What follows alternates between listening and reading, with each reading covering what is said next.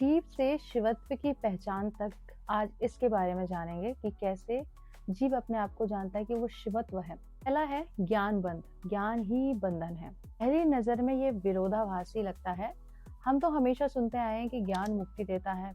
फिर शिव सूत्र क्यों कहता है ज्ञान ही बंधन है? सूत्र को समझने के लिए पहले ये समझना होगा कि ज्ञान से क्या तात्पर्य है। यहाँ ज्ञान का अर्थ परम ज्ञान नहीं है। ज्ञान का अर्थ है मानसिक धारणाएं, सीमित पहचान, मन द्वारा बनाई गई परिभाषाएं। जैसे मैं शरीर हूँ, मैं अमुक नाम का व्यक्ति हूँ, मैं सुखी हूँ, दुखी हूँ, ये मेरा है। ये सब मन द्वारा बनाए गए ज्ञान है। यही ज्ञान धीरे धीरे हमारी सीमा बन जाता है।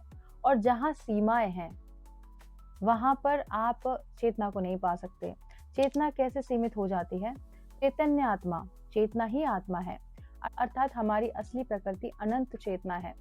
लेकिन जब चेतना स्वयं को शरीर से, मन से, व्यक्तिगत से जोड़कर पहचानने लगती है तो वह अपनी अंतता भूल जाती है। यही बंधन की शुरुआत होती है। मन कैसे बंधन बनता है? मन लगातार लेवल लगाता रहता है।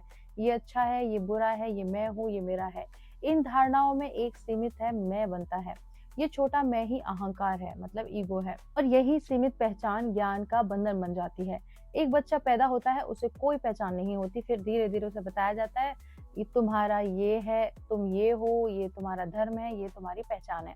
धीरे धीरे वह इन सबको सच मान लेता है। अब उसकी चेतना इन सीमित धारणाओं में बंद हो जाती है। यही है ज्ञान बंध। अगर चेतना स्वतंत्र है तो हम बंधन में क्यों? शिव चेतना पूर्णतः स्वतंत्रता है। उस पर कोई बाहरी शक्ति नियंत्रण नहीं कर सकती है। शिव चेतना कभी बंधन में नहीं आता। बंधन केवल अनुभव के स्तर पर होता है। असल में जो बंधन दिख रहा है वह शिव की शक्ति का खेल, मतलब लीला है, माया है। शिव की सबसे बड़ी शक्ति है स्वतंत्रता है। जो चाहे कर सकता है, अनंत रह सकता है, सीमित बन सकता है, स्वयं को भूल भी सकता है। यही शक्ति स्वतंत्र है, शक्ति कहलाती है। चैतन्य स्वयं को सीमित करती है। शिव अपनी ही शक्ति से स्वयं को सीमित अनुभव करता है। इसे कहते हैं माया और पंच कंचुक। इनके कारण चेतना अनुभव करती है। मैं शरीर हूँ, मैं सीमित हुए जीव का अनुभव बनता है। तो असल में बंधन वास्तविक नहीं है, भूल, मिस आइडेंटिफिकेशन है। जैसे एक अभिनेता फिल्म में गरीब का रोल निभाता है पर वास्तव में वह गरीब नहीं है। उसी तरह चेतना स्वयं को जीव के रूप में अनुभव करती है। मुक्ति का अर्थ है कुछ नया पाना नहीं, मुक्ति का अर्थ है अपनी असली पहचान याद आना। यही कारण है कश्मीर शैव दर्शन कहता है बंधन और मोक्ष दोनों चेतना के अनुभव है। शिव हमेशा मुक्त है। ज्ञान बंध हमें याद दिलाता है बंधन किसी बाहरी शक्ति से नहीं है, बंधन केवल उस सीमित पहचान से है जो हमने अपने बारे में बना ली है। जब ये पहचान टूटती है तो वही चेतना अपने शिव स्वरूप को पहचान लेती है। यही है असली पहचान आपकी जीव से शिवत्व की। सक्सेसफुल बनने से पहले हर व्यक्ति इन 5 फेज से जरूर गुजरता है। पहला है जागृति का चरण। ये वह समय है जब व्यक्ति को एहसास होता है कि उसे कुछ बड़ा करना है। वह अपनी वर्तमान स्थिति से संतुष्ट नहीं रहता और बदलाव की इच्छा पैदा करता है। दूसरा चरण आता है सीखने का चरण।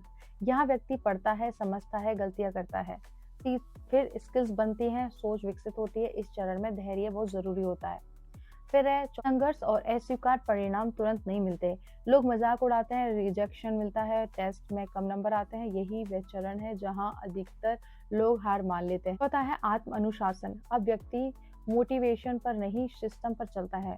रोज का रूटीन, नियमित अभ्यास, निरंतर सुधार, यही से असली परिवर्तन शुरू होता है। पांचवा सफलता। धीरे धीरे मेहनत का परिणाम दिखने लगता है, कॉन्फिडेंस बढ़ता है, पहचान बनने लगती है। लोग इसे ओवरनाइट सक्सेस कहते हैं, लेकिन इसके पीछे वर्षों की तैयारी छुपी होती है। इस तरह से सक्सेसफुल बनने के कुछ नियम है जिसके पीछे उनकी कड़ी मेहनत रही है। तो ये जानकारी आपको अच्छी लगी तो शेयर कीजिए। मेरे साथ बोलिए ओम नमः पार्वती पते, हर हर महादेव, शिव शंभो, राधे कृष्णा।